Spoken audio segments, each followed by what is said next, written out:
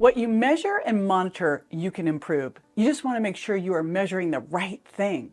If you're counting calories, you're focused in the wrong direction. I mean, yes, calories count, but where they come from counts most. And you want to make sure that you're setting yourself up for success by tracking where those calories come from, by tracking your macros instead. You know, it's said that we underestimate our calories by as much as 40% per day. I tracked my macros for a month to ensure I was hitting my protein goals and getting the plant diversity for my gut microbiome. And it helped me dial in my daily diet even better. So I'm going to share my experience to help you determine your perfect amount of protein, fat, and carbs per day so you can transform your body over the next 30 days.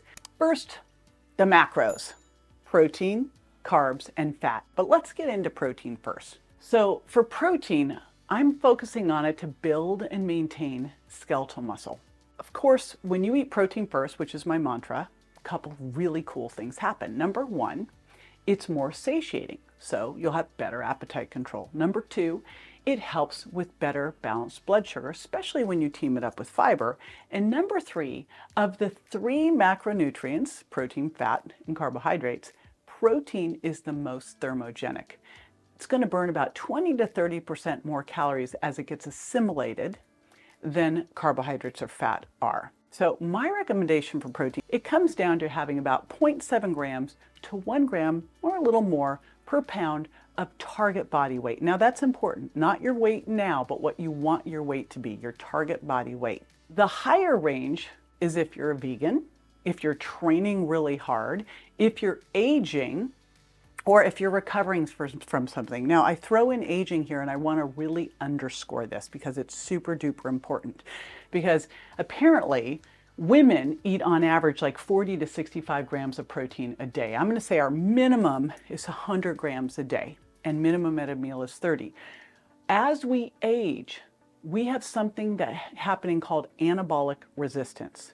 That means it is harder for our body to go through muscle protein, to bring in that protein and go through muscle protein synthesis. So we need more protein, not less, as we age, which is why tracking your macros can be so important to ensure that you're getting this, and especially ensuring that you're getting that 30-gram minimum at each meal. Think of a meal having like 30 to 50 grams. What you're really trying to get is 3 grams of leucine, because leucine triggers something called mTOR, which then triggers muscle protein synthesis. Really focus on what I call your bumper meals, what you break your fast with and what you eat 3 to 4 hours before bed. That's important, number one. What I don't want you to do is the protein dribble. Have 10 grams here, have 10 grams here, have 10 grams here, because you need to hit that 3-gram leucine to trigger that mTOR, to trigger muscle protein synthesis. So don't dribble, right? Eat actual meals. Plus, one of the big things I talk about is not snacking anyway, because snacking raises blood sugar and insulin, and we want to eat, we want to pulse. Eat and let your body just recover, go through digestion, use that, bring blood sugar and insulin back to normal. 3 to 6 hours, 4 is probably optimal, then eat again. If you're focused on putting on muscle, for women, this is probably 3 meals a day. For men, might be 4. So just look at that. When I helped Brendan Ruth get his muscles for Superman Returns, I had him eating 4 meals a day because I need to be able to get that protein up.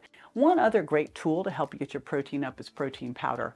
I use protein powder and collagen every day. I find it's a great way to break a fast in the morning, or an easy way to get that protein in after your workout. So that's another easy one. Especially if you're a vegan, this could be a great tool for you because it's going to be challenging to get what you need from your food. Now for me, dinner is easiest because for dinner, we always do some kind of protein. It's either fish, chicken, lamb, beef. We either always have some chicken or turkey in the fridge, or we always make extra of the dinner so that we can have it the next day. Extra protein for the win. Now I weigh 146 pounds, so I like to get about 150 grams of protein in a day.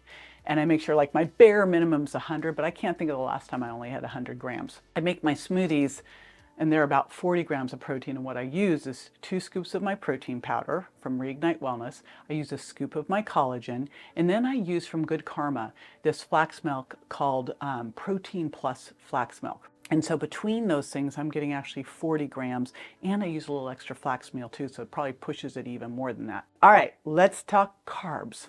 So overall, Basically, I'm going to go somewhere in the carbohydrate range of about 100 grams per day, maybe down as low as 70. If you are doing workouts, can go up to about a gram per total per target body weight. If that's a big workout day, maybe even a little bit more. Not a low workout day, drop it down. So I tend to dose it from 0.7 on a low day to 1 on a bigger workout day, and you could go up even from there. But I find for most people, we do best around 100 grams of carbs. We're going to get the fuel, the carbs that we can put into our muscles for glycogen to provide for our intense workouts to have that fuel. But what we're really looking to as well is helping our gut microbiome. So remember, carbs can help provide fuel for muscle protein synthesis and also fuel for your gut microbiome, for the bacteria in your gut microbiome. Now, I wrote the Sugar Impact Diet to really help you figure out how much carbohydrate you should have, what the best ones are for you. So I'm just going to refer over to that because remember, all carbohydrates turn into sugar except for fiber.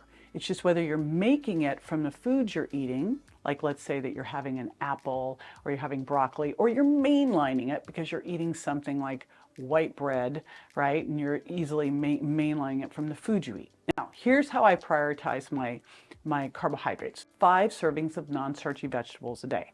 Here's what a serving is. It's either a half a cup of cooked or a cup of raw. So 5 plus is my bare minimum.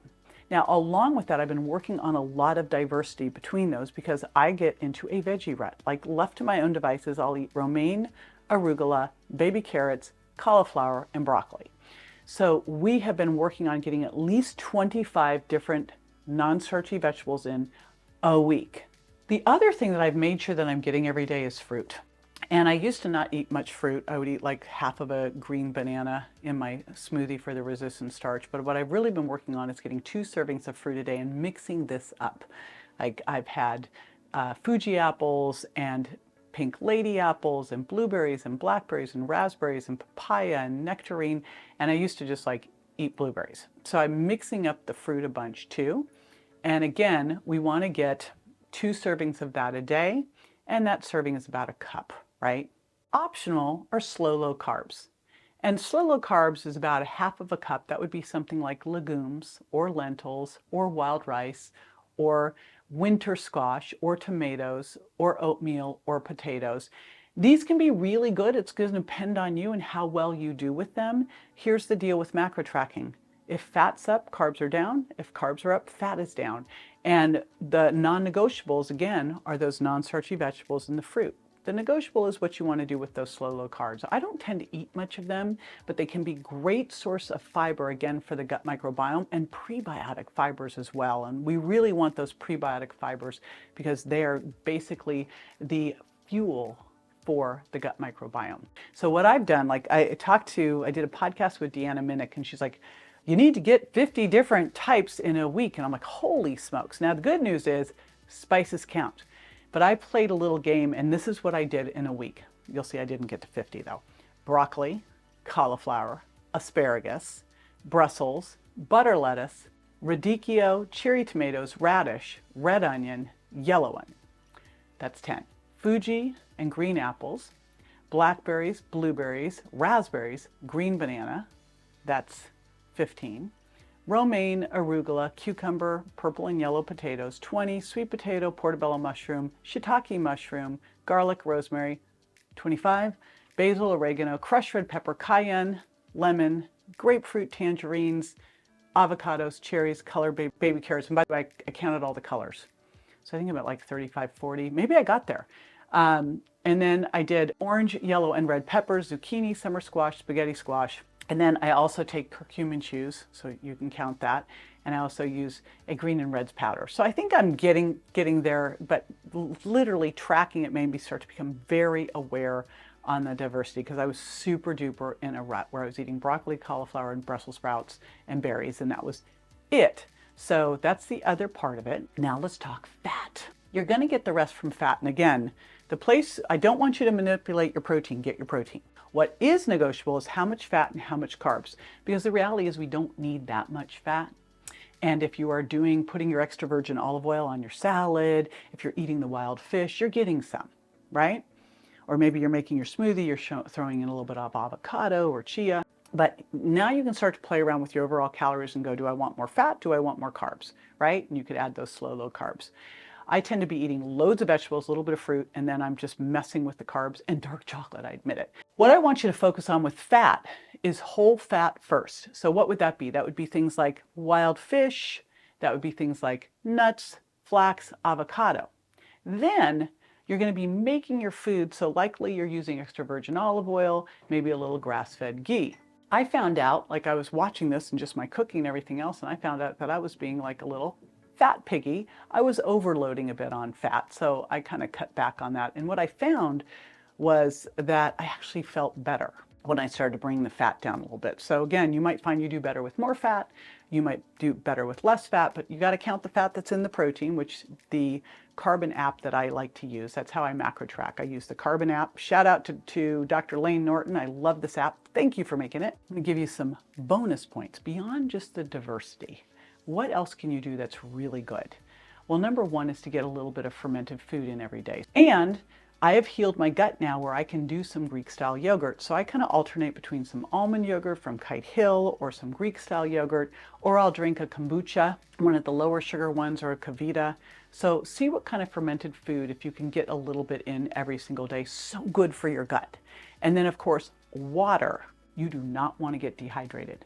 So my rule of thumb is half your body weight in water and more if you're in a like sweating, sauna, that kind of stuff. Here's what happens if you get dehydrated, because we know water is great for reducing appetite, it's great for detoxification, it boosts your metabolism.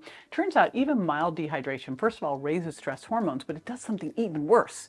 It actually causes you to store fat. Here's what it does. This is wild. I got this from Dr. Rick Johnson and Dr. David Perlmutter. When you're dehydrated, and I want you to think of camels. Now, I don't know about you, but I don't want to look like a camel. And if you look at the camel and their fat hump, that fat hump is there because that's where they're getting water when they're going across the desert. How? Because when you liberate fat, one of the breakdown products is water. So what our body does when we are dehydrated is it starts to break down glucose and turn it into fructose to store it as fat. This is not what we want to do. So make sure you're staying hydrated. And once a day, add in some electrolytes. Every day I do my electro replenish with my sparkling C, which is C and quercetin. So that's just one of my drinks I do every day. And I like to do that in my green tea. So you can count in your water, you can count in your coffee, you can count in your sparkling water, you can count in, I do green tea with some apple cider vinegar. That's another great thing to do before a meal. So any of those things, they all count. It used to be that we'd say, nope, those things don't count, they're dehydrating. That wasn't true. Remember, when you eat protein first, you are not hungry. When you eat by the plate, protein, fat, and fiber, it keeps you super satiated and keeps your blood sugar balanced, right? And that's where it's great to use a continuous glucose monitor, really see how things are working. I ended up going through this and lowering my carbs and lowering my fat a bit, and I felt a lot better there. And I've been monitoring my body composition and my energy, and then connecting it all to my macros to see where I really felt best and what I easily maintained. And I've been adjusting this now I've actually now been doing it for a couple months because it's been really kind of fun. And again, I feel better, a little lower fat, more protein, and mainly carbs from vegetables and a little bit of fruit.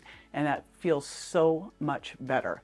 Now, if it's a really huge physical day, I'll bring the carbs up a little bit. Now, I promise if you do this for a month, you're going to learn some really valuable information and likely see some major changes in your body composition. And remember, I want you to focus more on how you feel in your body and your clothes and what's going on with your skeletal muscle rather than getting focused on your absolute weight. It's what the weight is made up of. That's the super important thing. And you take it one day at a time. Protein-fueled loaded smoothies make hitting your goals so much easier. So watch this next video for how I build the perfect loaded smoothie that fuels fat burning and keeps me energized all day long.